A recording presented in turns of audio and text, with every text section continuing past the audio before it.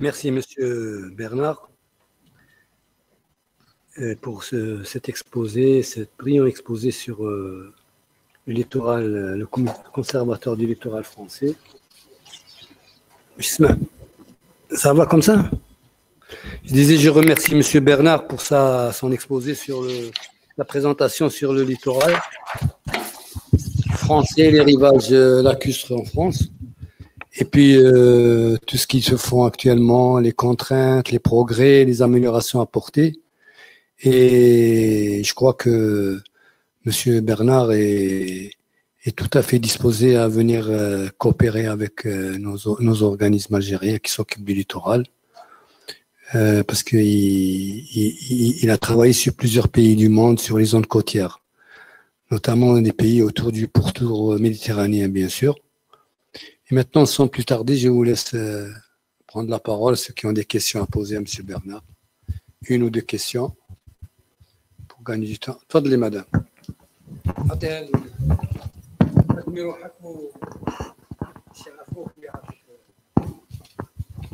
Merci. Donc, c'est Madame Lamèche du ministère de l'Environnement. Je voulais juste poser une petite question à M. Fabrice par rapport à leur expérience en matière de gestion des aires marines. En France. Bon, c'est vrai que moi je travaille pas directement au niveau de la direction de la biodiversité.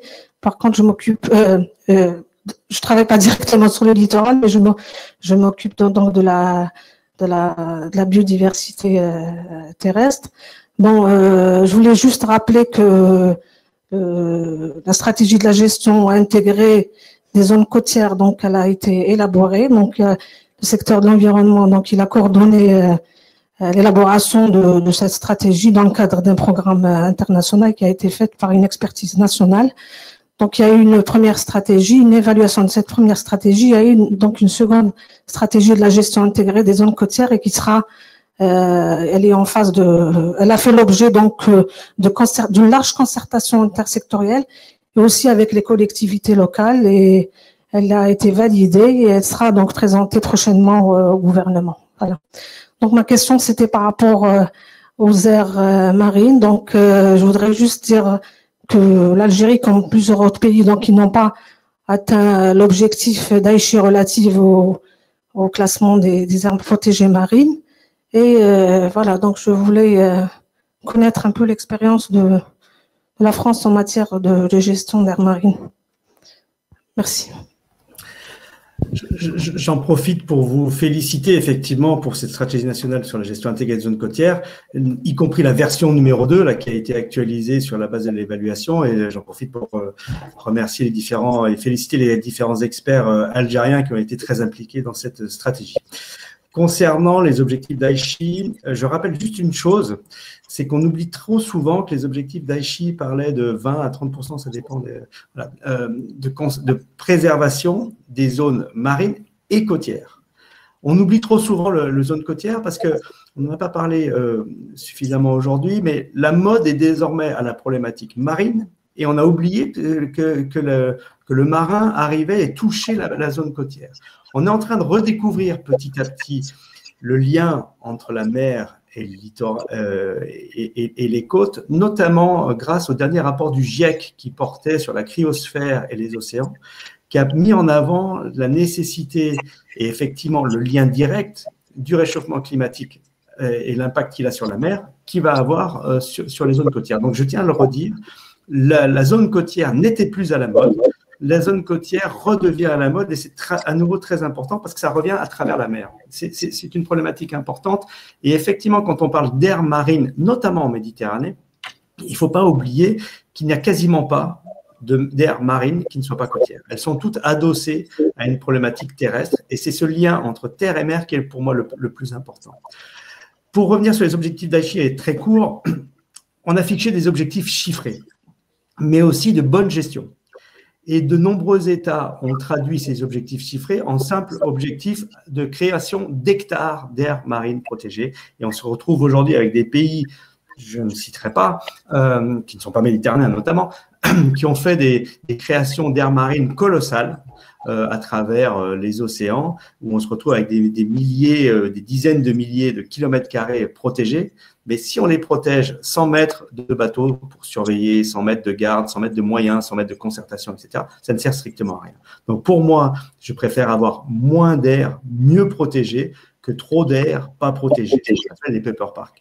Donc l'expérience, effectivement, va beaucoup pour mettre en place des aires marines réellement gérées avec du personnel, du matériel et de l'argent basé sur une concertation au niveau local impliquant les relations terrestres et marines. Voilà.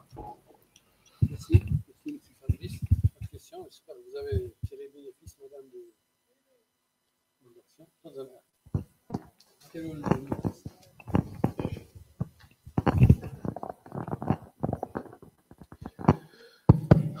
Bonjour Fabrice, c'est Gribes. Merci pour ta présentation. En fait, ce qui m'a intéressé, c'est la relation qui a été développée par le Conservatoire du littoral français avec les collectivités locales. Parce que le souci dans la mise en œuvre de notre politique nationale en matière de protection des zones côtières se situe à ce niveau-là. Pour les convoitises qu'il y a sur le territoire, parce qu'au niveau des collectivités, il y a une volonté de développer, de créer de la richesse, et souvent, on rentre en conflit en termes d'usage avec la conservation et le patrimoine. Donc, comment a évolué cette relation entre le conservatoire et les municipalités côtières en France? Et est-ce que vous êtes arrivé à trouver des mécanismes d'arbitrage qui permettent de faire du développement socio-économique, de créer de l'emploi et de la richesse, mais en même temps de préserver le capital naturel? Merci. Merci beaucoup, Samir, pour ta question. J'en profite pour te saluer. C'était pas simple. Le conservatoire a été créé en 1975 et on était, comme je le disais, aux prémices des problématiques écologiques et environnementales. Les communes voulaient construire des lotissements les pieds dans l'eau. C'était la mode, hein, les lotissements Merlin, les pieds dans l'eau, etc. Il a fallu convaincre. Il a fallu prendre du temps. Il a fallu prouver. C'est-à-dire que le conservatoire a été créé en 1975. En 1976, on achetait déjà de nombreux espaces. Et on a commencé à prouver à toutes ces collectivités, un, qu'on agissait, deux, qu'on ne faisait pas ça contre elles, mais avec elles. Ensuite, on a prouvé que c'était des outils de développement touristique vert. Et aujourd'hui, alors ça a pris, le conservatoire a bientôt 50 ans, ça commence à se voir d'ailleurs un petit peu ici aussi, mais petit à petit, on a prouvé que le développement économique littoral était aussi lié à la bonne qualité environnementale. C'est-à-dire qu'aujourd'hui, une commune qui fait la pub pour son développement touristique, il va prendre des photos des sites du Conservatoire du littoral plutôt que des sites avec des grandes constructions et des grands bâtiments. Donc, on sait aujourd'hui que du tourisme basé sur de la qualité environnementale rapporte plus d'argent. C'est sûr. Il n'y a aucun doute là-dessus. Et les communes, aujourd'hui, elles l'ont bien compris. Mais effectivement, il n'a peut-être pas fallu 50 ans, mais bien 20 ans pour le comprendre. Mais il a fallu, dès le début, agir, montrer, démontrer, passer du temps, les sensibiliser, les éduquer et leur montrer ce lien direct entre la qualité environnementale et le développement économique. Voilà. Et aujourd'hui, ce sont les communes qui nous demandent plus de protéger que nous n'avons la capacité. On a des demandes en permanence de communes qui nous disent « Venez acheter ce terrain, venez s'il vous plaît protéger ». Et après, comme et en plus, c'est eux qui en deviennent gestionnaires. Nous sommes propriétaires de manière définitive, le Conservatoire du littoral, organisme public. Mais après, ce sont les communes qui en sont gestionnaires. Donc, on travaille à de la co-gestion en permanence. Et ça, c'est un mot que j'aime utiliser de plus en plus en Méditerranée, cette approche de co-gestion des territoires côtiers. Aujourd'hui, ça devient indispensable. Les États ont de moins en moins d'argent et de moins en moins de personnel. Ils gardent toujours le même droit, le même pouvoir régalien. Mais par contre, il faut être présent sur le terrain si on veut protéger.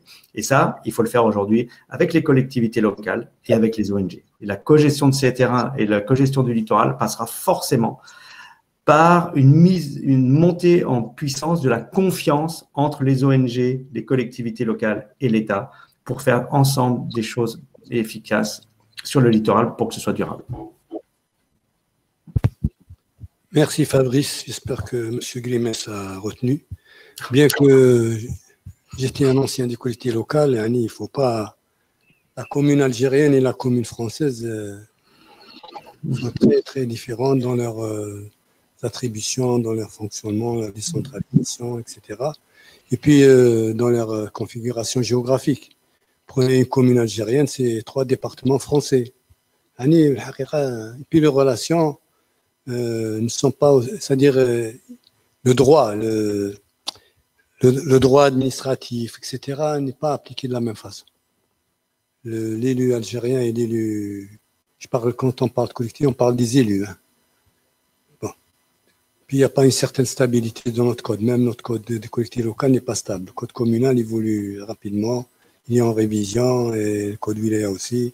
Donc les futures assemblées peut-être, je ne sais pas, avec dans le cadre des processus de réforme globale peut-être qu'on peut revoir à la lumière de la nouvelle constitution. Enfin, il y a tout un travail institutionnel à faire. Merci quand même. Je pense que nous avons terminé avec M. Fabrice. La dernière question, parce qu'on est en retard. M. Djourlef nous attend depuis une demi-heure. Tfadal. Attends le micro. Attends.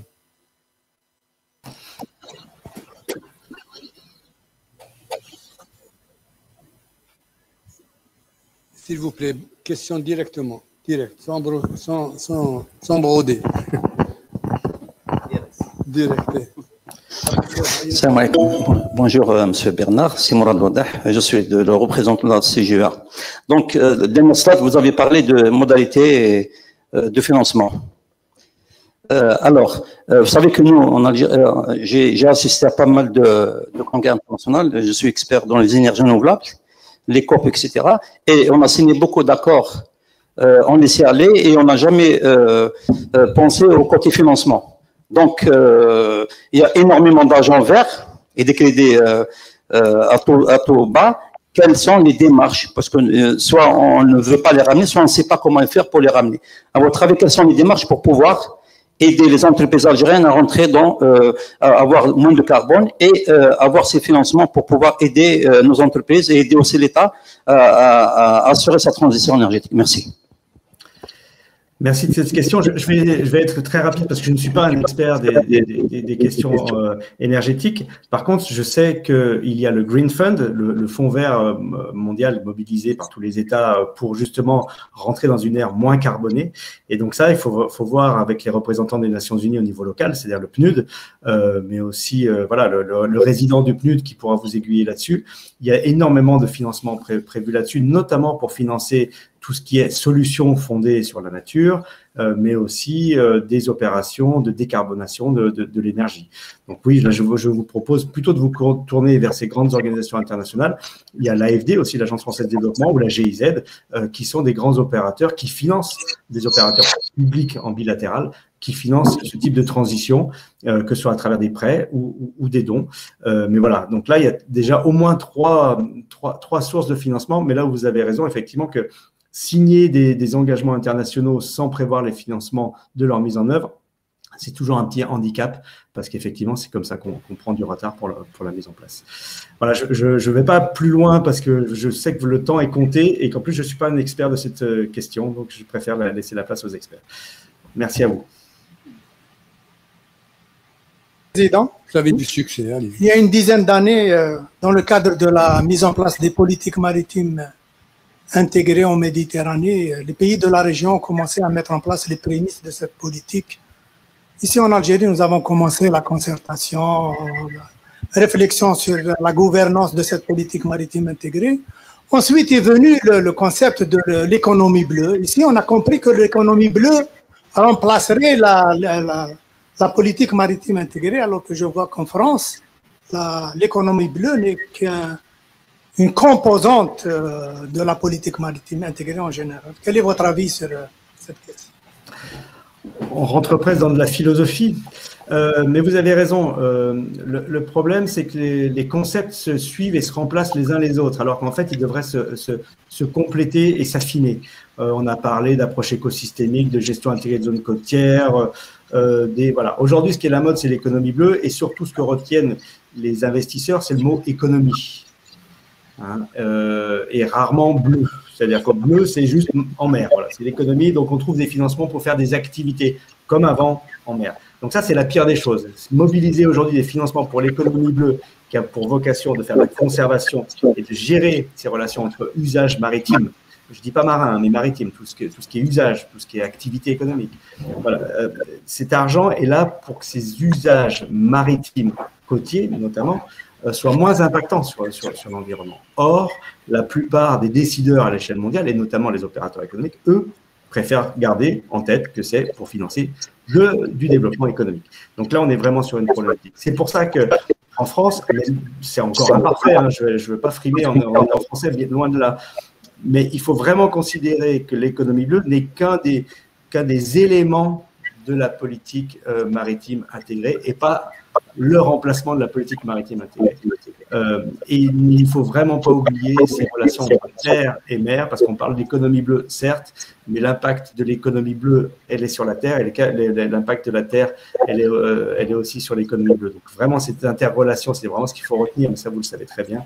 C'est ces relations entre la terre et la mer, que ce soit pour les déchets, la pollution, les usages, la création de ports, etc. C'est vraiment extrêmement lié. Et voilà, gardez en tête que l'économie bleue n'est qu'une parcelle de la protection et de la politique intégrée maritime, côtière et littorale. Merci, Monsieur Fabrice Bernard.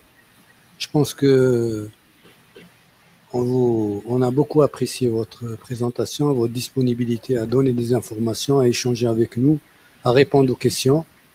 Et j'espère que, bien sûr, on n'a pas épuisé tout le sujet parce que le temps est limité. Donc, on a essayé de tirer le maximum de cette présentation. On vous remercie, on vous souhaite beaucoup de choses et en espérant vous revoir bientôt en Algérie. Monsieur Fabrice, bon courage et on passe au suivant intervention. Merci à vous, à très bientôt, j'espère. Merci.